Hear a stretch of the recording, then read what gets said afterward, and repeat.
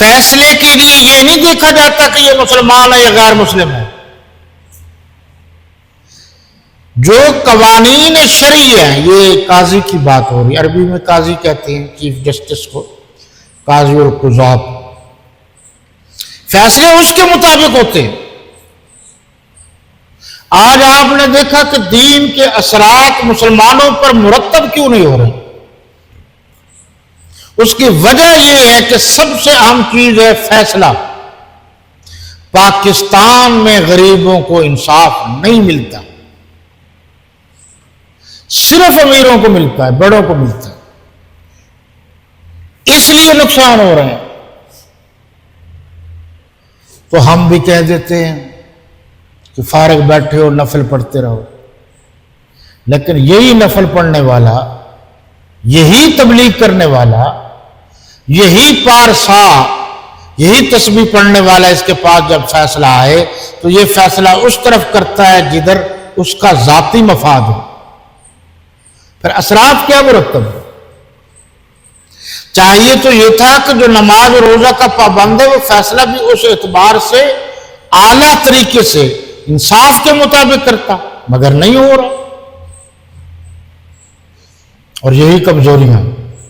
اور جس ملک کی عدالت اور انصاف کمزور ہو جائے، اصول کے مطابق وہ ملک کمزور ہو جاتا ہے. یہاں کہا گیا الذی انقض ظہر، جس نے تمہاری پیٹھ توڑ رکھی تھی، وہی یعنی بوجھتا. ورفعنا لک ذکر، اور ہم نے، یہاں لکھا اور تمہارا ذکر بلند کیا. باقیوں نے ترجمہ لکھا اور ہم نے آپ کے ذکر کو آپ کی خاطر بلند کیا. اب بہت سارے لوگ کہتے ہیں جی یہ کیوں ہے، یہ کیوں ہے. یہ ترجمہ بھی اس میں بھی گڑبڑ کر جاتے ہیں. چلو میں آپ کو حوالہ دے دیتا ہوں. یہ حضرت مولانا تقی عثمانی صاحب ہیں جی، انہوں نے بھی یہی ترجمہ لکھا ہے اور بنتا بھی یہی ہے. میں آپ کو بتا دیتا ہوں، آپ دیکھیے جی اسی ترجمے کو. اور وہ لفظ ہے وَرَفَعْنَا لَكَ ذِكْرَكَ، اور وہ معنی کیا ہے؟ اور رفعنا، ہم نے بلند کیا، ہم نے بلند کیا. لکا، رفع بلند، نہ ہم نے. پھر دیکھیے وہ اور رفع بلند کرنا، اونچا کرنا. نہ ہم نے لام کے لیے کہا آپ کے لیے، اور ہم نے بلند کیا آپ کے لیے، آپ کی خاطر. ٹھیک ہے جی، ذکر کا، آپ کے ذکر کو. تو ترجمہ بہترین ہو گیا. اور ہم نے آپ کی خاطر، تمہاری خاطر، تمہارے تذکرے کو اونچا مقام عطا کیا. اور ہم نے آپ کی خاطر آپ کے ذکر کو بلند ترین کر دیا. کتنی واضح بات ہے کہ اللہ فرما رہے ہیں ہم نے آپ کے ذکر کو بلند تر کر دیا، بلند ترین کر دیا. یعنی آپ صلی اللہ علیہ وسلم کا ذکر، جہاں اللہ کا ذکر وہیں میرے نبی کا ذکر. کلمہ مکمل نہیں، اللہ کا ذکر ہوگا تو میرے نبی کا ساتھ. آذان میں اللہ کا ذکر ہوگا میرے نبی کا ساتھ. اقامت میں اللہ کا ذکر ہوگا میرے نبی کا ساتھ. تسبیح و تحلیل میں اللہ کا ذکر ہوگا میرے نبی کا ساتھ. نماز میں اللہ کی حمد و ثنا ہے، آقا پر درود و سلام ساتھ ہے. یہ لفظ بتا رہا ہے جو شخص اگر یہ سمجھتا ہے کہ نبی کا ذکر عبادت نہیں ہے یا نبی کا ذکر کمزور ہے، وہ خام خیالی میں مبتلا ہے. اللہ کے بعد ساری کائنات میں سب سے اونچا ذکر انہی کا ہے. فَإِنَّ مَعَ الْعُسْرِ يُسْرًا، آپ نے فرمایا، یعنی اللہ نے فرمایا میرے نبی گھبرا کیوں رہے ہو؟ آپ اور آپ کے صحابہ کرام محنت کر رہے ہیں شب و روز. تو ہر دکھ کے بعد سکھ ہوتا ہے، مشکل کے ساتھ آسانی بھی ہے، مشکل کے ساتھ آسانی بھی ہے. یہ 2 مرتبہ اس لیے فرمایا کہ حسر آ جائے، پکی بات ہے، آپ محنت کرتے جائیے، انشاءاللہ دکھ کے بعد آپ کو سکھ ملے گا۔ فَإِذَا فَرَغْتَ فَانْصَبْ، تو جب فارغ ہوا کرو تو عبادت میں محنت کیا کرو دین کے۔ پھر ذرا غور کیجئے، یہاں سے میں ولایت ثابت کر رہا ہوں، جو ولی ورد و وظائف پڑھتے ہیں صحیح دائرے کے اندر، کہ اللہ کے نبی اور صحابہ کرام تو ہر وقت دین کا ہی کام کرتے تھے۔ جو تھوڑی بہت ضروریات ہوتی دنیاوی طور پر، جو بشری تقاضے ہیں، اس کے علاوہ تو یہ دین کا ہی کام کرتے اور کیا کرتے۔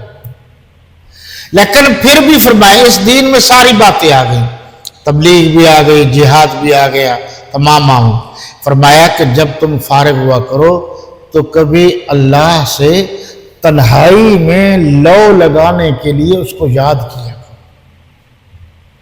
جیسے ہم چارپائی پر تنہا ہوتے ہیں تو بجائے اس کے جب پہلو بدلے کسی اور کا نام لیں تو ہم اللہ کا نام لیں کہ اے اللہ تو نے مجھے صحت دی ہے، آرام بھی تیری وجہ سے ہی پہنچ رہا۔ یا جب ہم شکر ادا کرتے ہیں، یہ 5 منٹ جسے ہم اپنا محاسبہ کہتے ہیں، وہ یہی چیزیں ہیں۔ لیکن اس کو رنگ دے دیا ایک کاروبار کے لیے، بس سپیکر لگا لو، شور مچا لو، یہ باتیں نہیں۔ اس سے مراد یہی ہے کہ تنہائی میں تم اللہ سے لو لگاؤ، تو ایک تسبیح پڑھ لو۔ جب آپ یوں تنہائی میں پوری توجہ سے اللہ اکبر کی تسبیح پڑھیں گے تو مزہ اور آئے گا، درود پاک کی تسبیح پڑھیں گے تو مزہ اور آئے گا۔ وَإِلَىٰ رَبِّكَ فَارْغَب۔ لیکن ایک معنی فَإِذَا فَرَغْتَ فَانْصَبْ، مولانا عبید اللہ سندھی کا بھی مجھے بڑا پسند۔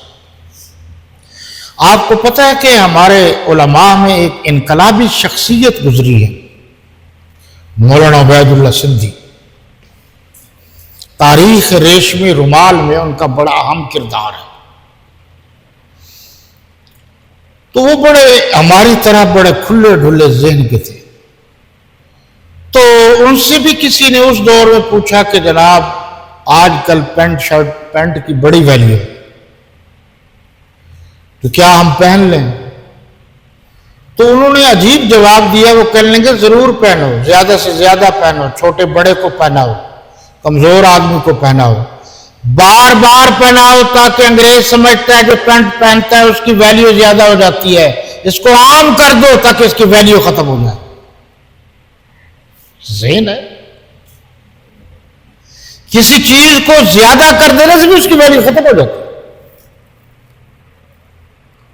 انہوں نے تو کہا تھا، ہمارے والوں کو اللہ تعالیٰ بھلا کرے، پرویز مشرف کا، جہاں اس میں بڑی خامیاں تھیں وہ خوبیاں بھی تھیں، انہوں نے مولوی حضرات کو ڈنڈا دیا، اب کہتے ہیں انگریزی پڑھ لو۔ ہمارے دور میں جب ہم انگریزی پڑھتے تھے، چوری، اگر ہمارے کمرے سے انگلش کا قاعدہ بھی نکل آتا تو روٹی بند ہو جاتی تھی، اور اگر کوئی پڑھتا ہوا مل جاتا تو اس کے لیے سزا بھی ہوتی، روٹی بند ہو جاتی۔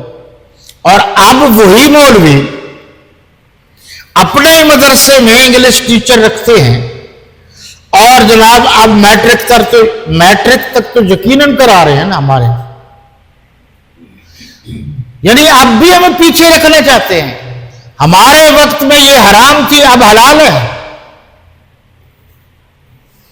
جن کو ہم کہتے تھے کہ یہ ضرورت ہے، ان کو سمجھ نہیں آئی، اب انہیں مدارس کے بڑے بڑوں کے یہاں کالج کی جناب باقاعدہ بھیجنے جاتی ہیں۔ ہم تو ان تعلیمات کے خلاف نہیں ہیں، تم ہی خلاف تھے۔ اگلی بات کر رہا ہوں، ابھی بھی ہمیں پیچھے رکھا ہوا ہے ان مولویوں نے مدارس میں، اور وہ یہ اب بھی کوئی ہنر نہیں سکھا رہے۔ اب جب ضرورت نہیں رہی اس تعلیم کی، اب اتنی عام ہو چکی ہے کہ ضرورت ہی نہیں رہی، سوائے اس کے جو فارمولے اور جو چیزیں وہاں اس دور میں 10 سال کے بعد سمجھ میں آتی تھیں، ٹیکنالوجی کا دور ہے، وہ چیزیں 10 دن میں آج کل سمجھ میں آ جاتی ہیں۔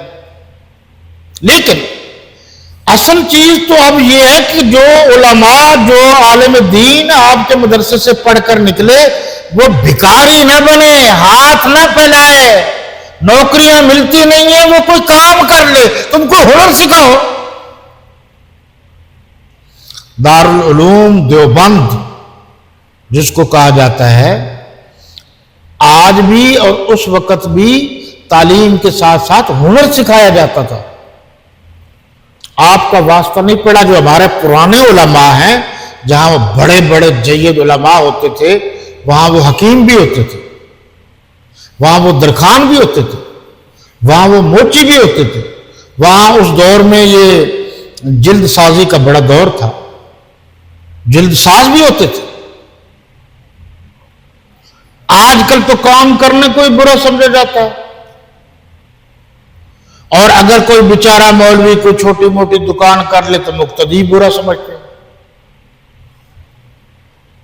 اور یہ تبلیغ والوں کو اللہ توفیق دے، یہ تو ویسے برا سمجھتے ہیں۔